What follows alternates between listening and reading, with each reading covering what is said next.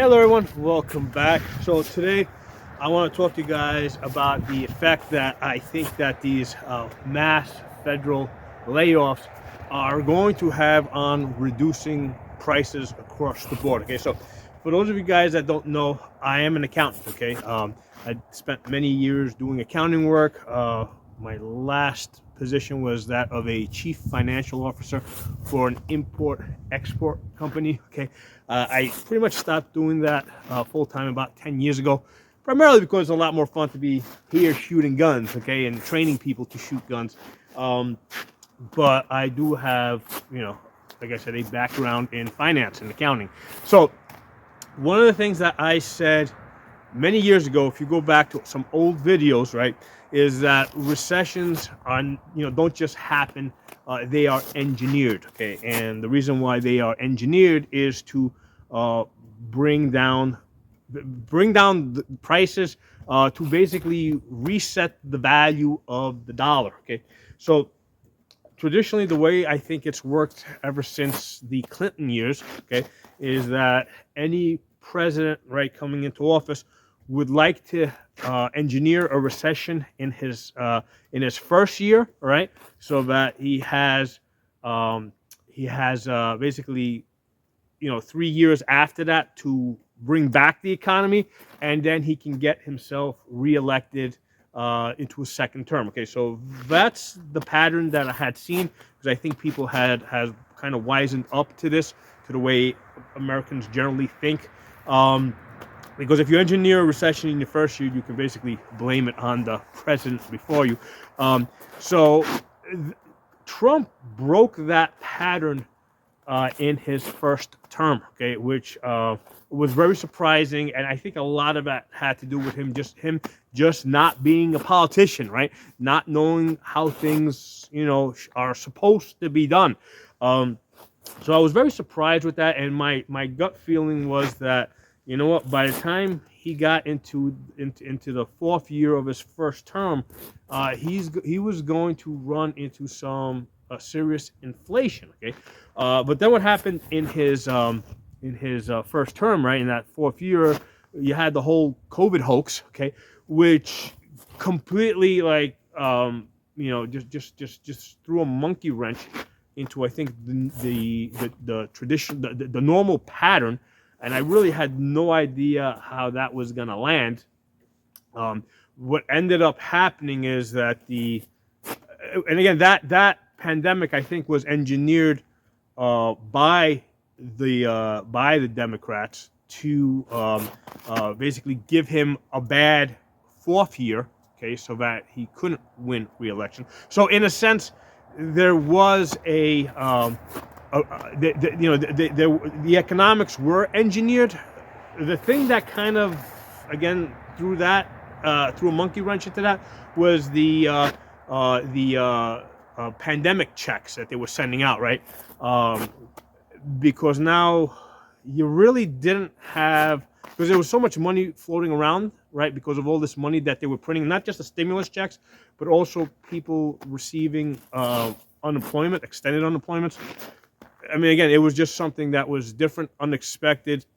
It ended up causing more inflation. And then when Biden came into office, inflation went into overdrive. So basically, we had 4 years of that, and then Trump now has inherited this, this highly inflationary economy, with like eggs being like $8 a dozen. The price of like cars and trucks being like stupid. I mean, like just like a base pickup truck now, you got to pay like $70,000 for that. All this stuff is insane. So we're back to what I was originally saying. If you want to bring down prices, right? How do you motivate businesses to lower their prices, right? They have to have the real fear of a recession so that they can lower their prices. Because, I mean, as a businessman myself, right, I prefer higher margins. It reduces my risk. In fact, what I was advising during the inflationary period was, hey, raise your prices. And you know what? It doesn't matter if you don't sell your product this month. The price is going to be higher next month and the month after that and 6 months from now. So selling your product in the future is going to be more profitable than selling it now. Okay, that's what the general advice I was giving to people that had inventories. Okay, so where we are now, Trump has inherited basically a highly inflationary market, right? And not that it's continuing, it's just that the prices have carried forward. So how do you reduce that, right? So the traditional way is, okay, great, you raise interest rates, which basically the result of that usually is businesses stop borrowing, they stop spending money. Ultimately, they start laying off people, right? Because they foresee less business, so they don't need so many people. So what happens is you got two companies here, let's say, right? So this company fires its people, and this company fires its people. So the people from this company end up going to this company. The people from this company end up going to that company. So you have an employee swap, okay? And then the people that are hired, they're hired at a reduced salary, right? So you get, let's say, like a 20% reduction, or 25, 30% reduction, okay?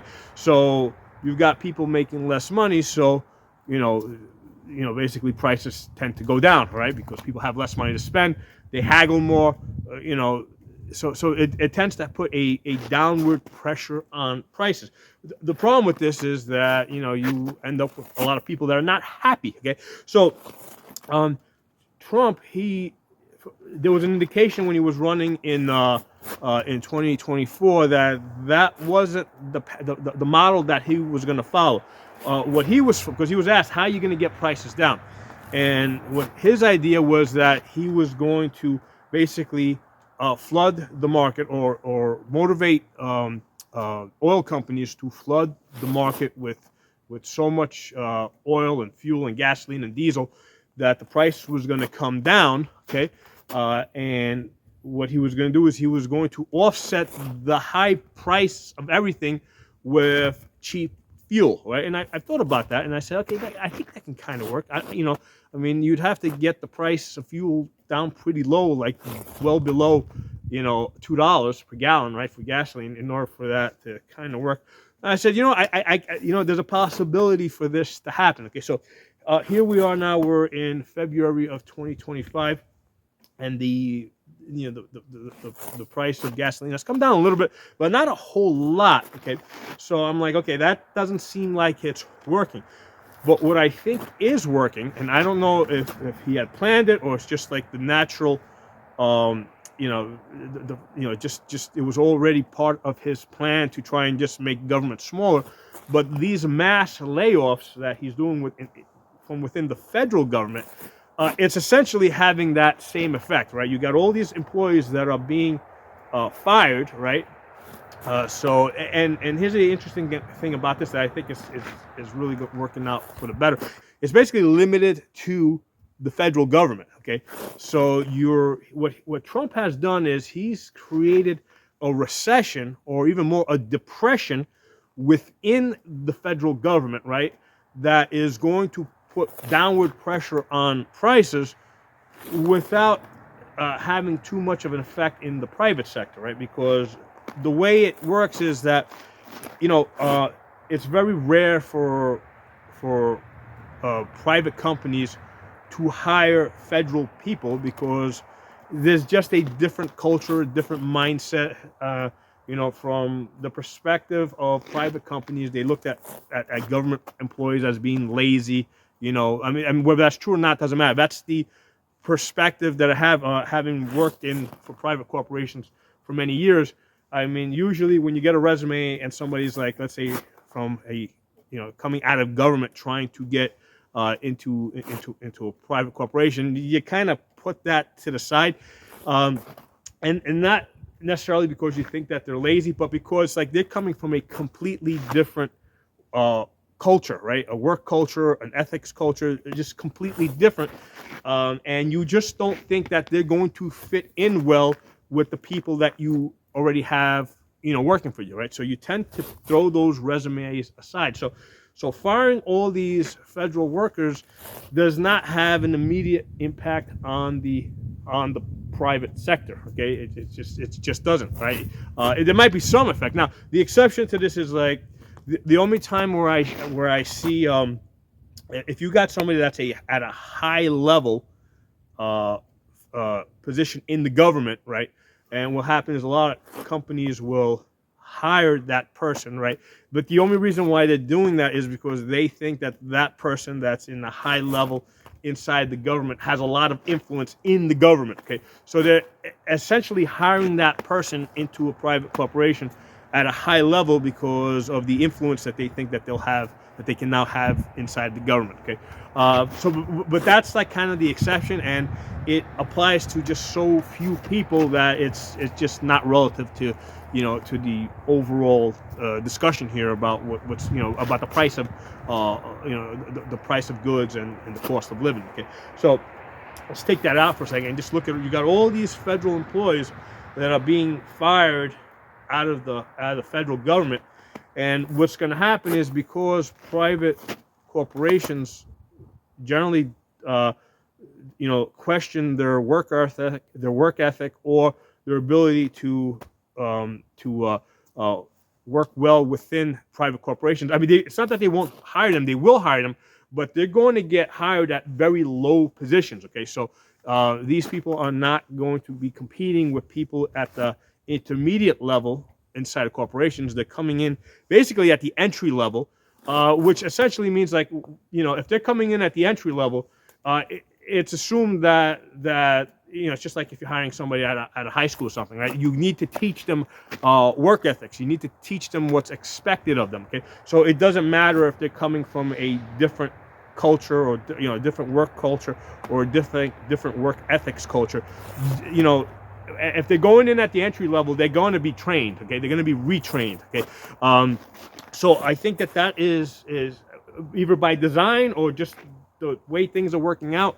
I think that these mass federal layoffs are going to have a very good effect as far as bringing the price of things down, right?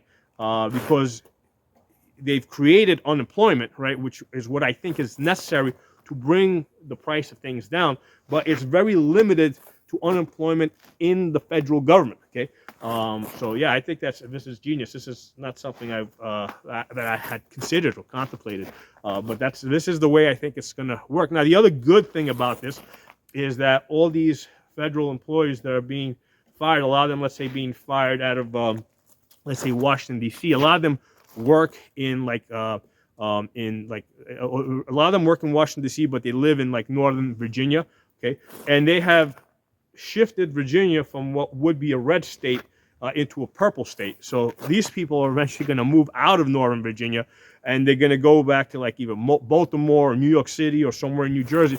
So it's going to turn Virginia into a hard red state. And I think the same thing is going to happen in places like Colorado, because I'm sure they've got federal workers in Colorado. Colorado is a place that has been shifting blue, right? And if you get these mass federal layoffs, eventually these people are going to move to California, right? And then Colorado is going to become, you know, is going to go from being blue to purple, and then hopefully to red. Okay, so I just wanted to share those ideas with you guys. And I think that this is very interesting, the way this is working out, because in my opinion, as an accountant, having been through many recessions, it's like I don't think that you can actually reduce the prices without having a recession. I think one is dependent on the other. But I think what Trump has done here is he's been able to isolate that recession to the government side. Okay, so he's going to create a recession on the federal government side, but that's not going to affect the private sector so much, other than prices coming down. So we'll see how it works out. This is kind of like me.